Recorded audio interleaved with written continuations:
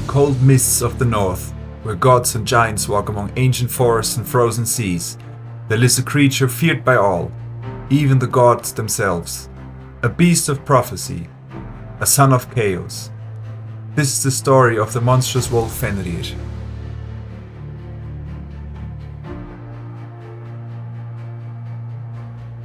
Our tale begins with Loki, the trickster god. He is clever, charming, and dangerous, a shapeshifter who walks the line between god and giant. Loki's mischief had already caused trouble among the Aesir, but none could have imagined the horror that his children would bring. Loki had 3 children with the giantess Angerboda, whose name means the one who brings grief. Together they had Hel, who would rule the underworld, Jörmungandr, the serpent destined to encircle the world, and Fenrir, the great wolf, destined to break his chains and bring ruin to the gods. When Odin, the chief of the Aesir, heard of these children, he saw danger in each of them. The prophecies were clear. They would bring about Ragnarök, the end of all things. So, Odin acted. The gods decided to deal with the children before it was too late. Hel was cast down into the realm of the dead, to rule over those who had died of sickness or old age. Jörmungandr was thrown into the great ocean that circles Midgard, where he grew so large that he could encircle the world and bite his own tail. But what of Fenrir? He was just a pup, fierce, yes, but still young. So the gods took him to Asgard, the realm of the Aesir. At first, Fenrir seemed almost manageable. Only Tyr, the god of war and courage, was brave enough to feed him. Day by day, the wolf grew. His fur darkened like storm clouds, his eyes burned with wild intelligence, and his hunger seemed endless. The gods began to fear him. They whispered among themselves, "What if the prophecies are true? What if one day he turns against us?" And so, they made a plan.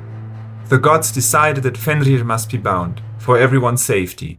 But they knew he was strong. No ordinary chain could hold him. So they began with a test. They forged the first chain, lading, strong and heavy. They challenged Fenrir. "Break these chains, and we'll know your power." Fenrir agreed. They bound him tightly. But with a single flex of his muscles, the wolf shattered the chain like twigs. The gods tried again, forging an even stronger chain called Dromi. Once more, Fenrir allowed himself to be bound, and once more he broke free, roaring so loudly that the 9 worlds trembled. The gods realized that no metal or hammer could hold him. So, they turned to the dwarves, the master craftsmen of the 9 realms. The dwarves listened, and they crafted something unlike anything the gods had seen before. A ribbon, smooth, soft and beautiful, called Gleipnir. But Gleipnir was no ordinary ribbon. It was made from 6 impossible things. The sound of a cat's footsteps, the beard of a woman, the roots of a mountain, the sinews of a bear, the breath of a fish, and the spittle of a bird. Because these things do not exist, Gleipnir was impossibly strong. The gods returned to Fenrir, with the ribbon in hand. The wolf eyed them suspiciously. He could sense their fear, and he did not trust them.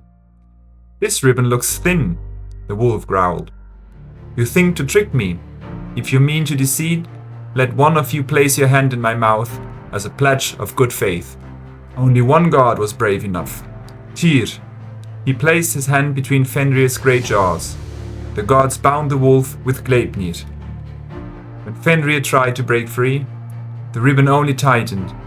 The more he struggled, the stronger it became. Realizing he had been betrayed, Fenrir bit down, and Tyr lost his hand. The gods drove a sword between Fenrir's jaws, forcing them open. Saliva and blood poured from his mouth, forming a great river called Van, meaning expectation. They left him bound there, chained upon a lonely island, until the day foretold by prophecy, the day of Ragnarök.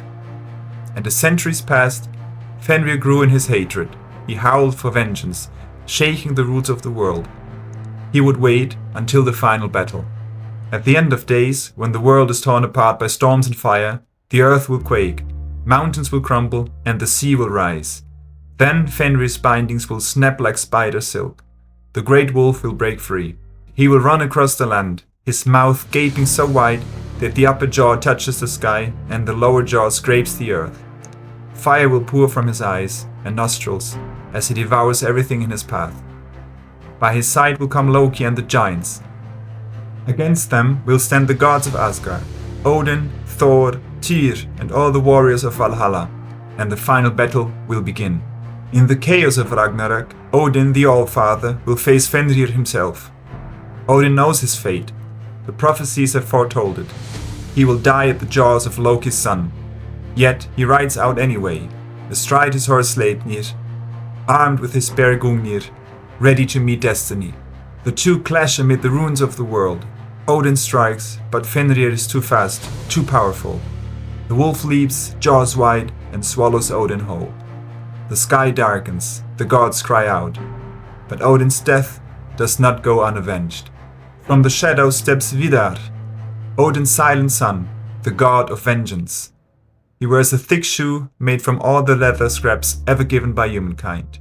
Vidar presses his foot upon Fenrir's lower jaw, grabs the wolf's upper jaw with his hand, and with a mighty pull, rips the beast apart.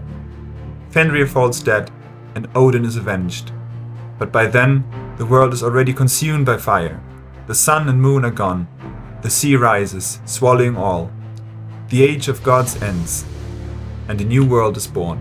Fenrir's story is one of destiny. He's not wicked for doing what he must. Like the tide, like winter, he fulfills his role in the great cycle of Norse myth. Destruction, followed by rebirth. To the Norse, even the gods could not escape fate. And Fenrir, the wolf who devoured Odin, stands as a symbol of that truth, that all things, even the mighty, must one day fall. From the bound wolf in Asgard to the destroyer at the end of time, Fenrir's tale echoes through the ages. A reminder that even chains cannot hold back destiny. Thank you for watching. If you enjoyed the story of Norse mythology, be sure to like, subscribe, and join us next time, as we explore the myths that shaped the ancient world.